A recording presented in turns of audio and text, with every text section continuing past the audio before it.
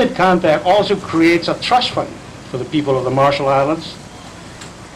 The RMI has contributed $30 million in the first 2 years of the amended compact, and the U.S. made contributions to the trust fund annually for 20 years, which increases by $500,000 each year. The $500,000, however, is deducted from each year's annual grant assistance in the form of decrement.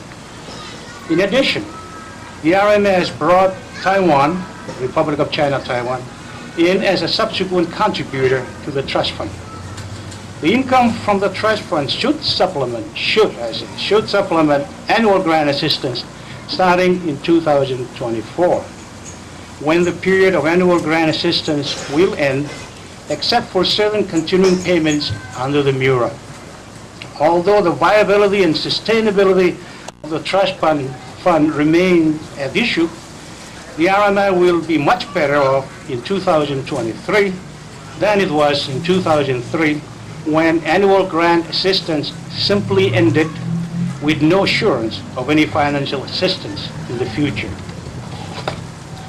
There seems to be some speculation in the RMI that the compact will end in 2023. Nothing could be further from the truth. The compact remains in perpetuity unless measures are taken to terminate it by both parties. This includes the rights of Marshallies to live and work in the United States. There is no expiration or termination date on the compact. To the contrary, in 2023, when some of the annual grant assistance we will have the benefit of the trust fund, which will replace the expiring annual grant assistance plus inflation, estimated to be approximately $40 million. In addition, annual grant assistance for IBA and special needs, Kwajalein impact funds, and Kwajalein land payments will continue in accordance with the MURA. We will, however, need to renegotiate federal programs and services at that time, just as we did a few years ago.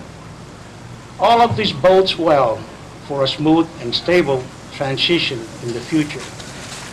The U.S. Compact of Free Association Amendments Act of 2003, Public Law 108-188, also provides for a 5-year review of the compact, where the RMI is given the opportunity to provide its input on a number of issues.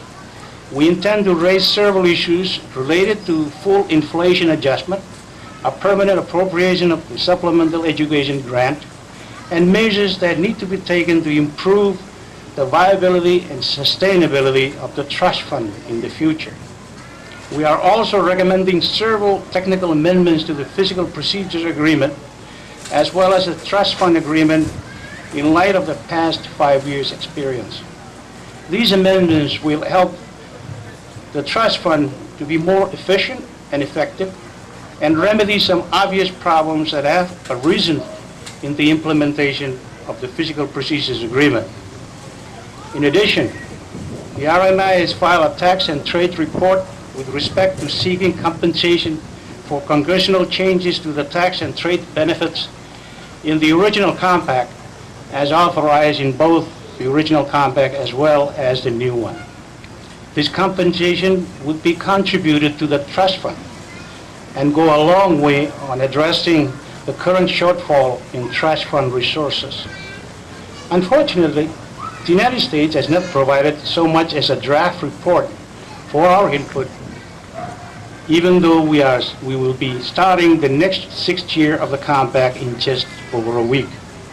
The RMI does not seek to renegotiate the compact, but we do expect to work with our partner in improving the compact in light of our shared experience and to work towards making recommendations to Congress provided by law.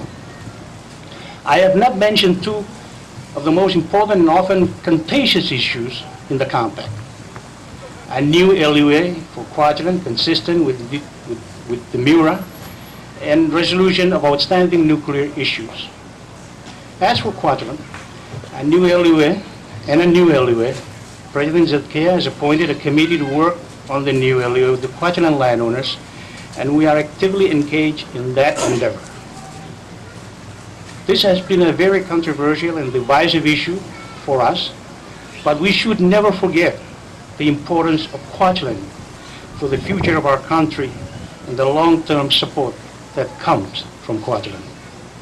Nuclear issues also remain unresolved and need to be addressed. We are hopeful that we can make progress on these issues next month when 2 hearings in the U.S. Senate and the House of Representatives will be scheduled to address nuclear issues. There is much more that can be said on these issues, but time is of the essence. And so I will stop here. And I know that the good ambassador is anxious to get behind the podium herself. But let me finish with these parting words. The compact and the RMI's relationship with the United States is always evolving and changing. There are issues from the past, opportunities of the present, and hopes for the future, all embodied in the compact. Our generation is challenged to make the best of these opportunities and in the process secure our future.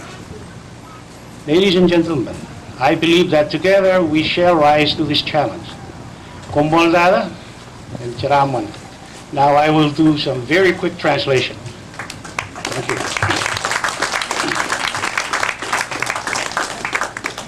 Even ba Oliver Nango Yarpa, where Elevan Pukian, then you can emphasize in and Kaju Yalip, and Kumuyo Jacket Review. Chuani Shua Meadow, and Aramic Kunoga, or Kalamana Kenge, either Rotajan Romolchilu, a Jamal Campag. Then you can unbang Kaju in a Jamal Campag or Romolchilu. And then you want Malo, the Mal privilege acquiring, and I drew it along the America, but Jamin Jamal, and you want Malo. And all Barongo and I do that you can Lalina of America and one mile. Many Chamolo deal compact, economic package you. In our Chamolo, you look compact or you. Other our Minuj, Michilagari, Conin Gadak of Kina and America and one mile, Mega Tang and Chamolo, and Maromin Chamolo, economic package you, Romo Chilu. Many Chuji all in Melele. The compact in that Conin Pujan, Coninari Pen America, Yavan Jamalok Mayan Lalagin Chimor, America Majo, Ranaja Rai Pendronumba, a Jamalok. Never a Jamalok.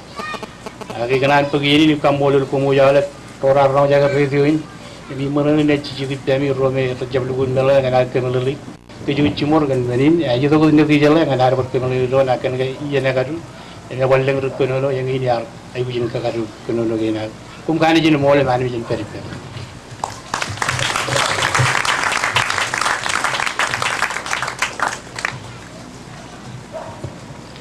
Kumol Minister Gandanwam. Ladies and gentlemen, please join me in welcoming our next panelist, Honorable Martha Campbell, U.S. Ambassador to the RMI.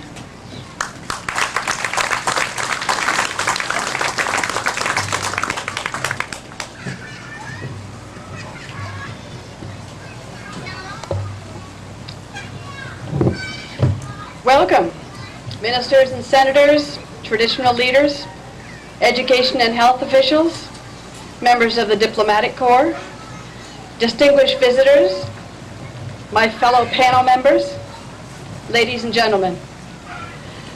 Thanks especially to the leadership, the faculty, and the students of the College of the Marshall Islands for inviting me to join in this discussion at the Leto Letak Melele Forum on compact funding and the year 2023. The Compact of Free Association reflects the very close ties between the Republic of the Marshall Islands and the United States of America and provides the framework for our relationship. The Marshallese and Americans who negotiated the amended compact in 2003 had a vision for 2023, a strong and stable RMI, economically self-sustaining, with an educated and healthy populace, playing an important role in the region and in the world. The purpose of the compact is to provide some of the funding to help the government of the Marshall Islands build the capacity of various sectors of the economy and society with priority on education and health to reach that vision. Since fiscal year 2004, in direct funding under the compact as amended, the U.S. has provided nearly $460 million to the Marshall Islands. Many of the results are clear to everyone. To date, over $88 million has been allocated for infrastructure projects.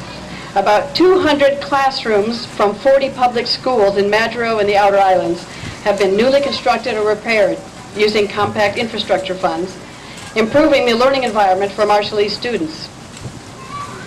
The compact provides nearly $12 million annually for infrastructure and maintenance projects in health and education here in Madro and in the Outer Islands. The facilities master plan for the CMI has benefited significantly, as the minister said, from compact infrastructure funds, including all those new buildings back there. Madro and Ebi hospitals have received critical major medical equipment. Supplemental Education Grant, the SEG funds, have supported essential needs in education such as textbook purchases, school supplies and equipment, teacher training, professional development, and scholarships for students who are studying abroad. The SEG has also funded the National Training Council and the highly successful CMI ABC Toolbox in Arak. The compact also builds capacity within government ministries through performance-based budgeting and provides annual funding to the Disaster Assistance Emergency Fund. Much of the compact funding is a little less obvious. Salaries for many of the staff in education and health who administer the programs and are working hard to make critical improvements in the Marshall Islands. The compact also gives the Republic of the Marshall Islands access to additional funding from the U.S. government, such as judicial training funds, Pell Grants, Center for Disease Control grants, the Eniwetok Food and Agriculture Support Program, U.S. Department of Agriculture, Rural Development, Housing Loans and Grants, and the new and improved FAA-funded runway and firehouse out at Madro Airport.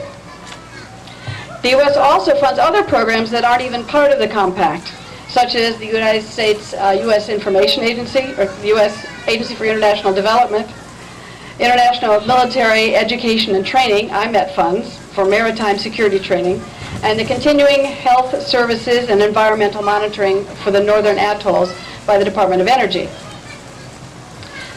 Of the annual assistance funding that the U.S. gives to the RMI, a large portion, and increasing by $500,000 every year, goes directly into the trust fund, a fund that was intended by the negotiators to provide a supplemental base for government operations after 2023.